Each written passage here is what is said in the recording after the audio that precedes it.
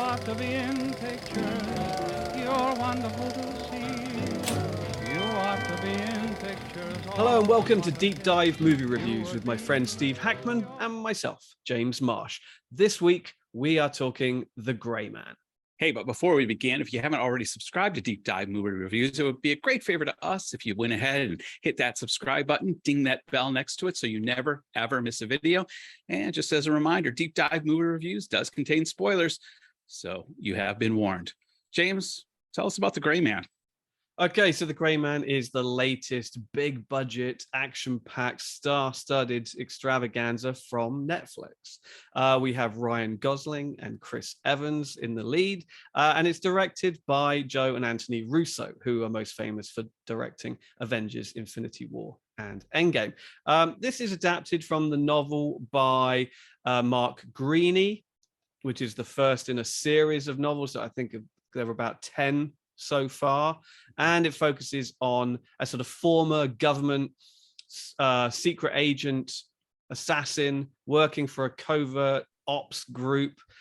His name is Court Gentry, otherwise known as Sierra 6, and he discovers on a mission in Bangkok that his target is actually one of his own, and that essentially sends him on the run with his own agency behind it, chasing him. They hire Lloyd Hanson, a sort of rogue cleaner, hitman, if you like, played by Chris Evans with a fantastic porn stash, it has to be said, who used to be one of them as well, but was too extreme, too amoral, even for the agency. And so he's gone into the private sector, and he has, no moral compass and all the rest of it. And so, and either way, Gentry, I think, or Sierra 6, as he's pretty much known the whole time, Ryan Gosling's character, heads off on the run in Europe with Ana de Armas's sort of rookie agent in tow.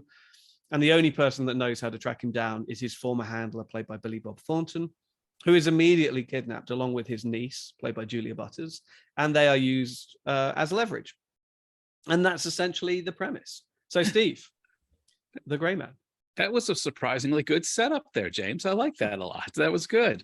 Before we get going, we talk about this being a discussion over drinks. And, I just came out of the hospital having a partial hip replacement. And so I just recently received a gift from a neighbor. And what better gift than a little sipping tequila, Don Julio, nice. 1942. So I'm going to have a little glass of that, which I have right here, while we enjoy this review together. Why don't we, a lot of times, because you set up the premise, I end up being the first one to give the critique. Okay. I'm going to throw the ball back at you, especially since I've had a little time now to talk about what I'm drinking, as opposed to the water you're drinking over there. I have, unfortunately, I have commitments later in the day. So what did you think of The Grey Man? What's your initial thoughts? Okay, so my initial thoughts are, in a nutshell, this is familiar territory, but I had fun. So, this is very much on par with, in terms of plot and what you're getting. It's Mission Impossible. It's the Bourne movies. We've seen a lot of these sort of assassin, secret agent type who ends up on the run from his own agency kind of movies. And this is yet another one of these. It's a globe-trotting, fast-paced action movie with a sort of set streak, sense of humor, running through it, so they're never taking their predicaments all that seriously, and they're not asking the audience to take it all that seriously either. So for the most part, I did have fun with it. It has shortcomings for sure. It is generic. It is in the way that Netflix is wont to give us. It's overstuffed. It feels about maybe 20 minutes too long. It feels like they've spent far more money on it than perhaps they should. So you've got all of these overly lavish set pieces where you don't really feel that those extra dollars are actually helping. Right. They're almost more of a hindrance than a help in some places. But then you've got all these glorious, beautifully shot locations. You've got Prague, you've got Croatia, you've got Bangkok, as I said in the beginning there. So you've got all of those things. And then you have this massive ensemble cast which includes sort of established stars like Gosling and like Chris Evans, and then a number of sort of up and coming people that we have seen recently, the likes of Jessica Henwick that we saw in The Matrix, Rege-Jean Page from Bridgerton, and then Julia Butters, who was the young child star in Once Upon a Time in Hollywood.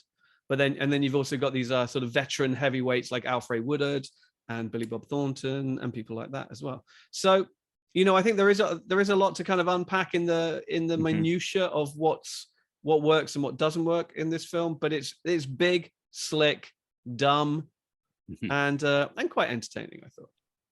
I think you probably liked it more than I did. I'm going to start out my review by saying the old Mr. Miyagi adage from The Karate Kid. You walk down one side of the street, you're safe. You walk down the other side of the street, you're safe. You walk down the middle, eventually, this, in my opinion, this film, like you were saying, it never takes itself too seriously. The humor always conveys to the audience, this is all a little, wink, wink, nod, nod. This is not to be taken serious like a Mission Impossible or a Bourne Identity, even though obviously they are, like you're saying, retreading some of that material. It's like this movie didn't want to be serious like those movies, but it wasn't ready to go full on Austin Powers either, which at times it kind of wanted to go into that territory. So I was stuck with trying to figure out what type of movie are you trying to create here, and what are you trying to convey to me? Because I'm losing it here. And this is a movie that I can honestly say, from the get-go, when Billy Bob Thornton is sitting down with Ryan Gosling at the beginning of this and kind of interviewing him and getting ready to bring him into the CIA, I was on board. I'm already mentally thinking 4 stars or higher. This is going to be multiple cities, cities that I have visited. I always love, like in a Bond film when they go to a place that I'm familiar with. This movie just goes all over the world. They go to Hong Kong, which is our hometown. So there's a lot of potential for me to like in this movie. And over the course of 2 hours, my star ratings just kept dropping in my head. Fair enough. Yeah, no, and I do get that. And I'm aware that some of the reviews out there have been sort of quite sniffy about it. And I think a lot of that is just sort of whether it's justified or not. I think there is a bit of a stink that's on a Netflix project. I think there's a little bit of a sort of a bias against them to some degree. I think by and large, Netflix have aren't quite sure where they want to be and where they want to position themselves. On the one hand, they're essentially pumping content into your home all the time, but they also want to be taken seriously. They also want that prestige. They've been really gunning to win sort of a Best Picture Oscar, but you see that they've actually had to sort of buy those movies in. Their best chances in recent years have been things like Roma, or there've been things like The Power of the Dog, which are not movies that they made. The movies that they make tend to be of a sort of lower caliber, I think it has to be said. They've got a lot of money and they're willing to attract a lot of talent, but it tends to be, big star names. And I think the movie that people always hold up as the example of this kind of excess that Netflix has become synonymous with is that movie Red Notice, where you had Dwayne Johnson, Ryan Reynolds, Gal Gadot, $200+ million budget, and it's nonsense. It's just a kind of rambling, goofy script, and I think here you've got a little bit of that in there as well. Absolutely. This film just doesn't know what it wants to do, and I'll come right out and say this. I thought the casting of this was not good. I don't think Chris Evans is who you wanted in this role. I like Chris Evans. I enjoy him. And I'm sure he appreciated the idea of kind of getting away from the Captain America superhero persona of the goody two shoes and playing the psychotic assassin. The problem is he never once conveyed any sense of dread. When I think of No Country for Old Men, you got Javier Bardem. Him just anytime he walked onto the screen, your heart would just drop because he was so evil, so psychotic, and he conveyed this persona so realistically that it created a very real reaction in the audience. I feel that way with the guy who plays Homelander in The Boys, the TV show on the Amazon Prime show, The Boys. If I saw that guy on the street in that outfit, my heart would sink because of how evil and how realistically he portrays this psychotic evil. With Chris Evans, I keep feeling I'm watching Dr. Evil. You know, he does really bad things, but with a wink, nod, like, you know, nothing bad's really happening. And so that kind of the stakes are so low in this film. Never once, even though they fall over themselves to tell us how psychotic the Chris Evans character is, that he does horrible things.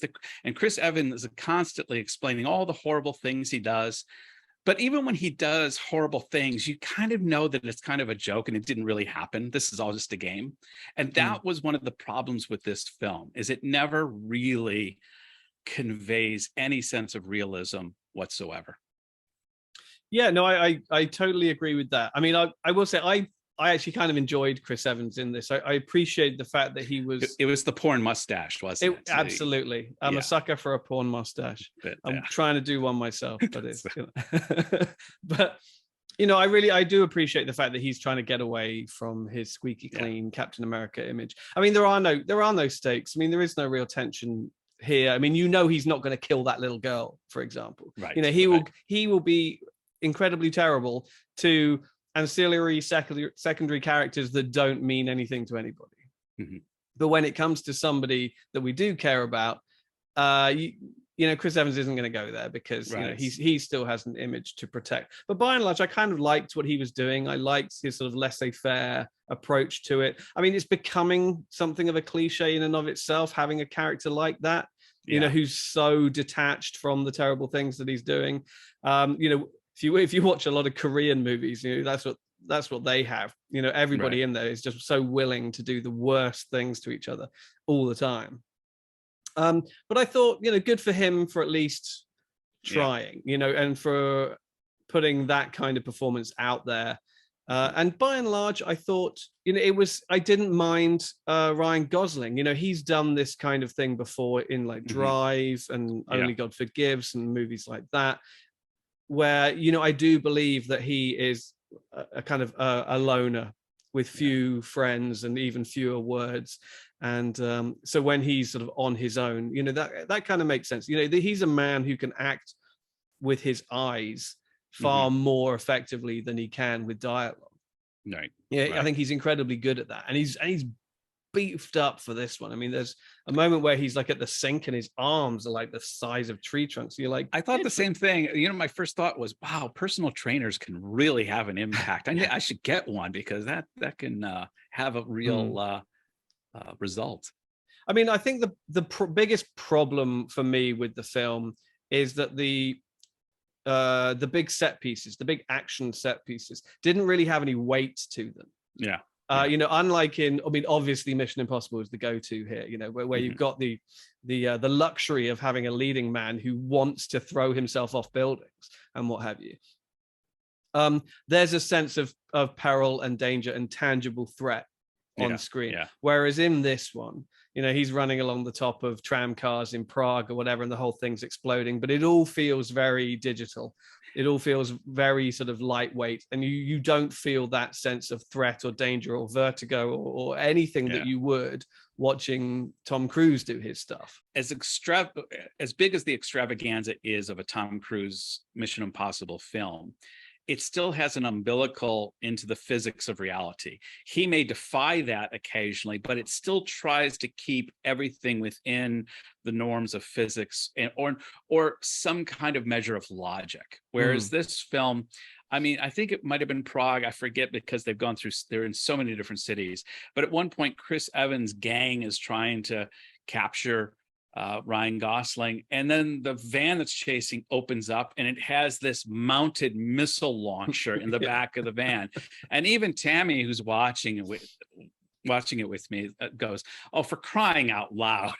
I mean, it's just so, and this guy is supposed to be this precision assassin, and yet he has this team that basically blows up half of Prague. There's no police around, apparently. And there's nothing that links anything that's going on to the umbilical of reality. And as soon as that happens, I feel then that I'm watching a cartoon just with real people.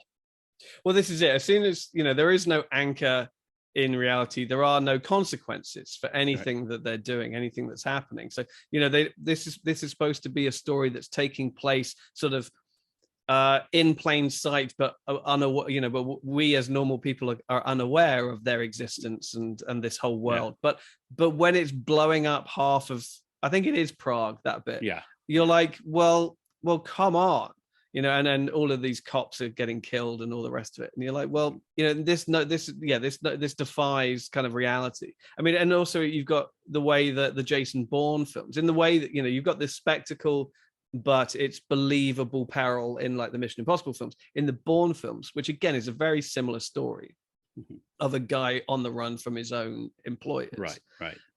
It's all about the down and dirty sort of dust ups and bloodied, grazed knuckle fisticuffs of that kind of stuff. Even as he is traveling from city to city, you feel like you're actually there and you're actually going on a sort of journey with it.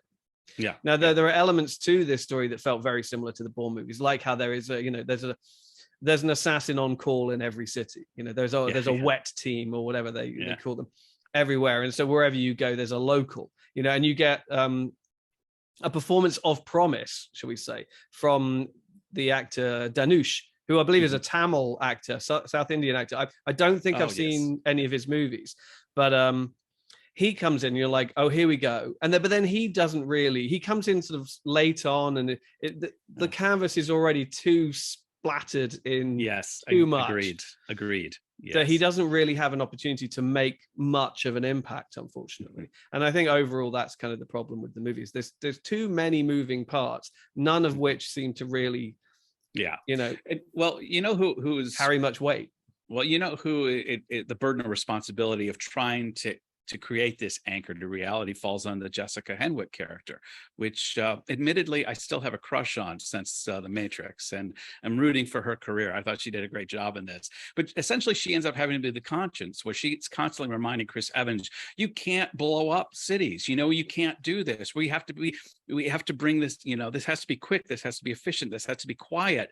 You can't bring out these teams and with missile launchers, but it falls on deaf ears. It's just her kind of constantly screaming, you can't do this, you can't do this, and him going, I can do whatever I want. It's that I'm off kind the books. of I'm off the books, and I'm psychotic anyhow, so you're the one who hired me, you know what I'm like. And that leads me to another issue I had. Was I thought the script was pretty clunky too. There was a number of lines I thought, hell, I could have edited that better. I think there was a line where Chris Evans is threatening Billy Bob Thornton's niece, and he says something like, if you do anything to her, I'll why yada. It was this kind of, and I thought, oh, poor Billy Bob, because I thought actually Billy Bob Thornton was one of the strongest elements in this film. In fact, right from the get-go, as soon as I saw him, like I said at the beginning, I was prepared for a really good film.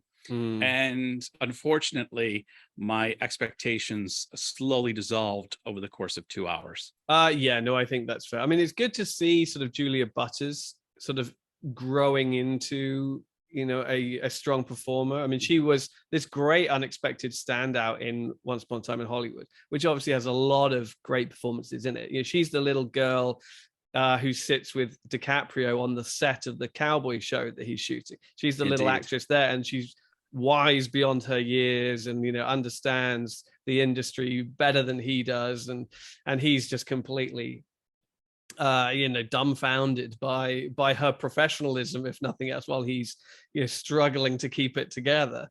And here we are a couple of years later. We shouldn't be reminding me about truly great movies while we're reviewing a less than one.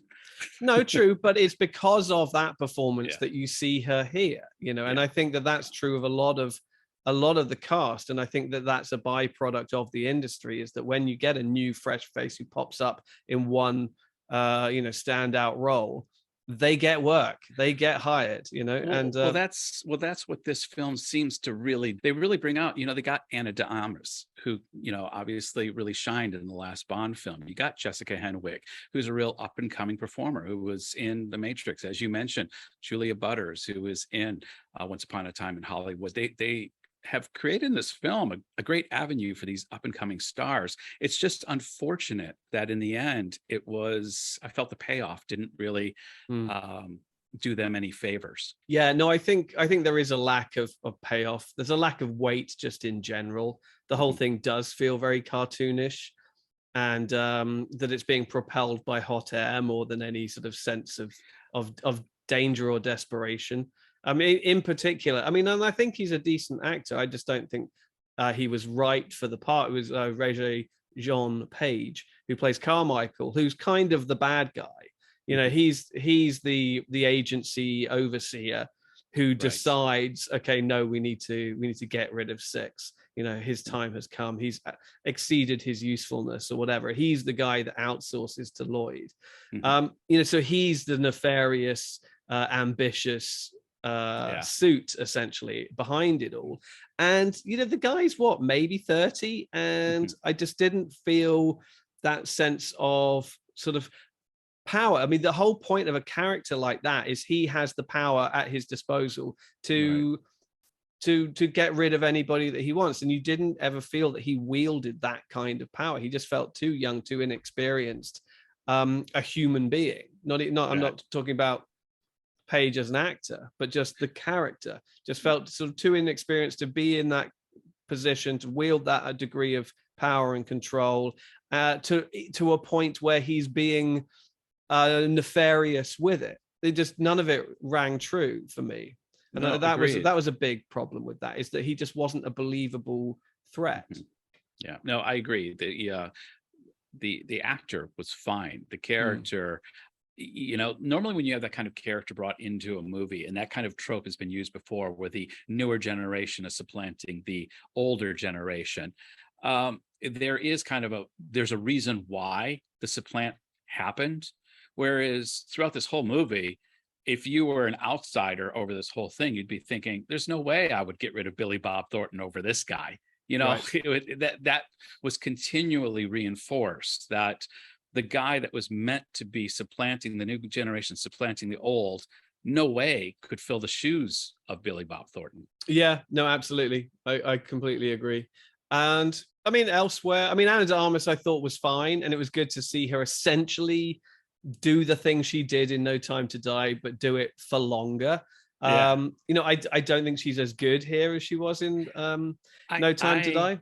But then I was wondering if Jessica Henwick wouldn't have been better in that role than she was. Possibly, because again, as we've discussed, I like Jessica Henwick. I thought she was the best thing of The Matrix Resurrections, which was a film that I don't think we really liked. And I thought it was a shame, because we know that she can do the martial arts. She's done the Matrix stuff. And this movie is full of that. And yet she never once gets to exercise her martial arts physicality. No, not at all. She's another suit. She's, like you said, she's the suit with a conscience. She has a bad haircut, it has to be said, in this movie, and I felt that she was equally sort of miscast. So you've got her character Brewer and Carmichael, who are kind of in control of this entire covert team or whatever, right? And when one has a conscience, there's the good cop, bad cop, or whatever, and I felt that neither of them were right for their roles. If anything, I think I would have thought Alfre Woodard, who is kind of largely wasted in her role, who's a kind of another retired former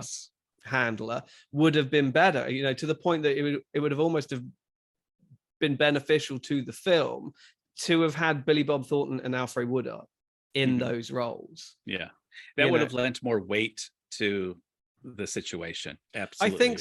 I think so. You would believe that they had the power of life or death over these characters. They would have added what is our word is gravitas. They would have added gravitas. Exactly. Whereas instead you've got these two young people who, maybe that's the way the world's going, and you do have a lot of young people in power positions. I'm always amazed by how young certain people, people in positions of power in the US particularly are. They do seem to sort of hire very young and promote very young, very quickly. They do. Like they'll have people, even in these January 6th hearings. So no, this person is the assistant to so-and-so, or this person is in charge of this. Oh, they're 33 years old. I'm thinking, really? You're giving that kind of responsibility to a 33-year-old? Well, it's people getting internships out of Ivy League schools and getting hired immediately. And then they're fast tracked. But for a layman, and just from the public point of view, it just doesn't ring authentic. It doesn't ring true. Well, from this whole movie, from beginning to end, for me, became there isn't a lot that rings true. There's and it makes me wonder, what is Netflix thinking? I mean, surely people are watching the same movie I'm watching. There has to be people, suits. I mean, Netflix has really got to be controlling its dollars and cents now. There's nobody that's saying, listen, this is trying to be Mission Impossible. This is trying to be The Bourne Identity, but it's not even near as good as either one of those films. So why are we doing this? What is the purpose? And at the end of this film, I don't know what the purpose of do they want to franchise this? Because I won't be watching the next one. Okay. I mean, my gut reaction is yes, that's exactly what they wanted. They wanted to show that they could do a big summer tentpole release and deliver it to you straight into your home on day one, and it would be every bit as good as the new Fast and Furious, or the new Mission Impossible, or the new Bourne or Bond or whatever. I think that's absolutely the intention. They're like, we're going to bring the talent. I mean, they've got the directors of Avengers, and they've got Ryan Gosling and Chris Evans as their stars. They spent $200 million, and it is the first book in a franchise of a dozen books. So I think absolutely that is the intention. However, as is the problem with so many Netflix movies, there's a lack of quality control. The script, even though I think there are 4 credited writers, including the directors, doesn't have much in the way of substantial character moments. The set pieces are completely overblown, as we've said, and it just rambles on, and it gets very disorienting. Where even characters are in the world, let alone in the story. To the point where nothing else matters anymore. We've obviously critiqued various points over the last 20 minutes or so. What would you see as a foundational problem here? Like, there's a foundational issue that needs to be changed in this film. What would you see that as being? Well, what it is, and I don't think it's just this film, it's just to Netflix's strategy altogether. Okay. It's better scripts, less money. I think is the problem, because what they do, as far as I understand, is that in the way that they're able to attract this top tier talent is they give them final cut. And yes, everyone's like, good, the less studio interference, the better, but it can be a good thing. If you look at pretty much every Netflix movie that comes out, could use with losing 10 to 20 minutes and just being tightened up a little bit, just being paced a little bit better. But there isn't sufficient reason to do that anymore. Right. Movies need to consistently entertain, or else people are not going to bother going, or they need to fit a certain number of screenings in per day or whatever. Netflix, it's just on the telly, right. And you'll be looking at your phone, and it's the same people watching it who are used to binging sort of 5 or 6 episodes of a TV show in one sitting. So it doesn't really matter how well it hangs together, or how efficiently it's put together. So in answer to your question, the scripts need to be better. It's as simple as that. And then spend less money on it. And I think I think that would challenge the artists a little bit better. I couldn't agree more, because right at the beginning of the film, as I mentioned, the interaction between Billy Bob Throrton and Ryan Gosling, I thought was good. I really enjoyed that. And then it goes right into him having to do an assassination, which we ultimately find out is another Sierra that he's having to off. And I thought not only the assassination setup under the floor, but him not wanting to take the collateral damage of the kid, and then him setting up the whole issue where he gets the guy one-on-one, and the exchange they had between them. I can honestly say for the first, say, 20 minutes of this film, I really enjoyed it. I thought this has got a lot of potential. And then it just dissipated after that. It was funny because during that initial sequence, straight away, I mean, he's been doing this for like a decade or whatever, quickly establishes after he's being recruited that he's doing it and he's good at it. And then immediately he kind of says, no, I can't do that. There's a kid in the way. And you're like, you must have come into contact with this kind of problem quite a lot. Yeah. And the fact that that is enough for him to have a complete, meltdown, if you like. I was kind of like, really? Now? After being this good for this long, that's going to be the thing that gets you?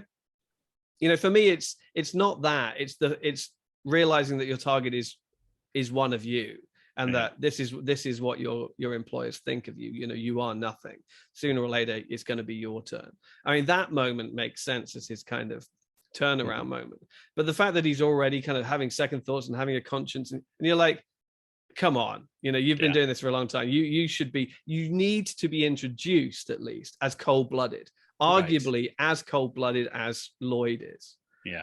And then you slowly develop a conscience. Well, that's been the critique of some of the bigger tentpole TV shows, like particularly on Disney with Boba Fett. One of the critiques of that is that you're taking essentially an assassin who's a cold-blooded killer, and you're giving him a conscience. You're making him a good guy. And there's a tendency, this is Ryan Gosling. We can't make him too bad of a guy. Chris Evans, we can't have him really kill a girl, because even though he's supposed to be this cold-blooded psychotic killer, deep down we know it's Chris Evans and he has an image to maintain. And so there's that happening throughout this film where you, again, and I'm retreading myself, you never quite feel like there's anything at stake. Yeah. And I think that's the problem with the film at the end of the day, is that there are no stakes. It quickly establishes that nothing matters. Yeah. Nothing is worth anything. Nothing even weighs anything. And, these characters are just going to run around. They're not even taking it seriously. These are supposed to be life or death situations, and they don't care.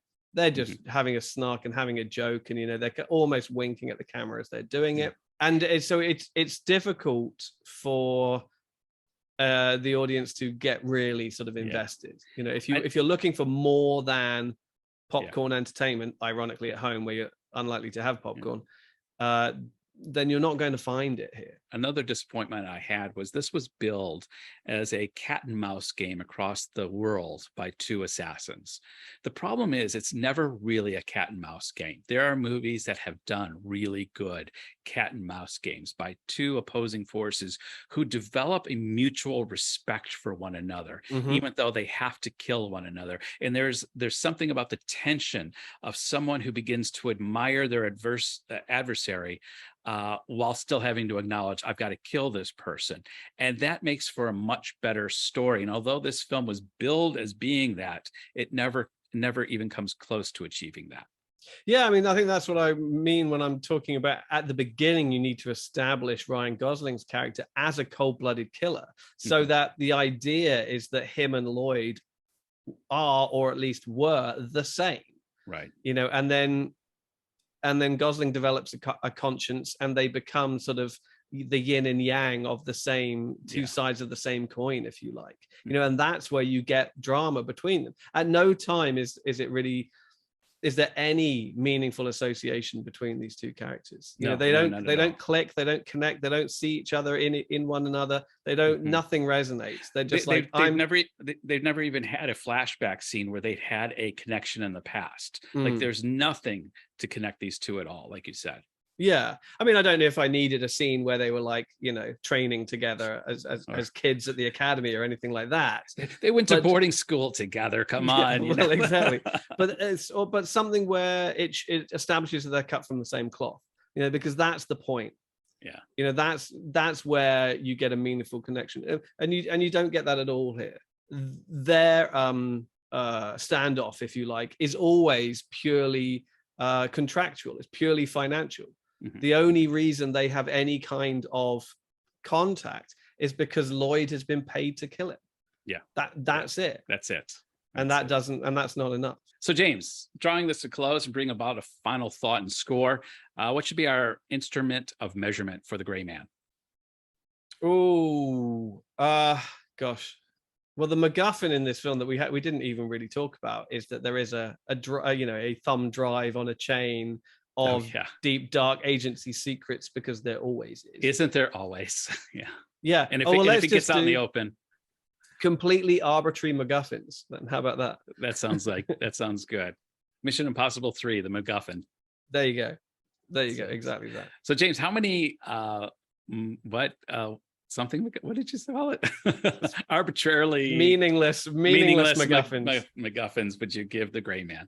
Now this is funny because I watched the movie and I recognized all of its flaws, and I actually kind of enjoyed it despite all of these problems, to the point where in the last couple of days people have been sort of ragging on it a bit, and I've been kind of defending the movie a little bit, going, yeah, sure, I understand it has all these problems, and yet, however, after having this conversation with you, I'm kind of more I'm kind of more in agreement that yes, it really should have been better. I think what happened is that I watched it late on a Sunday night. Me and my wife stuck it on, and we stuck it on going, I've heard this is not great. Yeah. And so the expectations were quite low. And I think because of that, we were kind of pleasantly surprised. It's fluff. Sure, it's complete weightless, nonsense. But at the same time, we had fun with it. It's not nearly as good as it should have been. That's for sure. I think they have squandered an opportunity to build a franchise off Mark Greeny's books. I'd be curious to know what he thinks of it, because I wouldn't be at all surprised if he feels that that they have not done his work justice. Yeah. And I'd be surprised now if they make many, many more of them. Mm-hmm. It is still kind of silly fun, and because I don't do halves, I'm going to go with 3 meaningless MacGuffins out of 5, because yes, all the reasons I've already stated, it's not as good as it needed to be.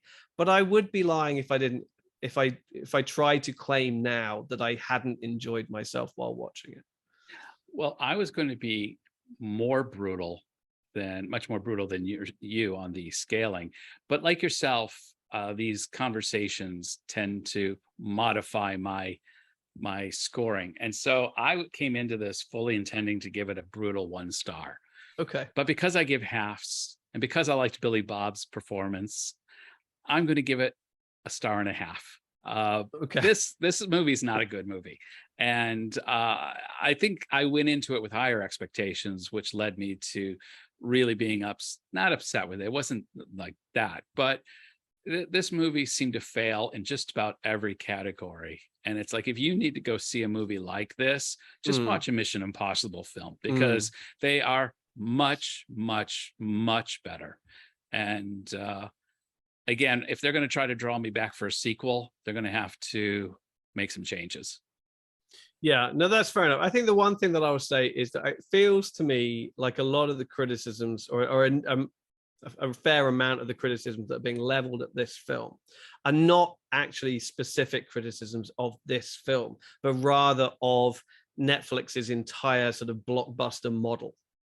Mm-hmm. And so I felt that this was kind of being tarred with the same brush that had already given Red Notice a kicking, and had already given like The Last Guard a kicking, and all of these other Netflix sort of star-driven blockbusters that had come along. And people, and it is just another one of those. Mm-hmm. But I do think that it's one of the better ones. I mean, unfortunately, none of them are particularly good.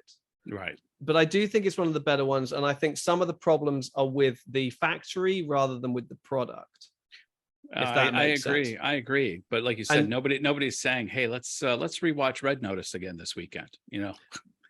That is true. Although if you read Netflix's reports, they're like, it's been watched 600 million minutes or whatever it is that they give it.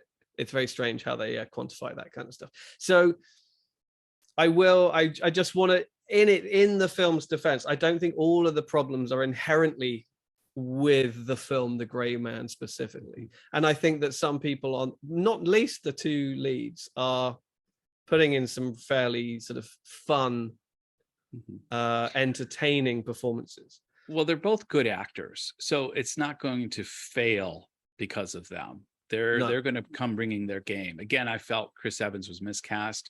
The only thing I would kind of push back on you with, and I'm not saying I disagree with the Netflix you're very model, welcome to disagree. But but I just want to say that that's kind of the meta problem. At the end of the day, this was just a bad script, and that could have been fixed outside the meta Netflix problem. Somebody could have looked at this script and said, this is not a great script and it needs to be redone, and they didn't.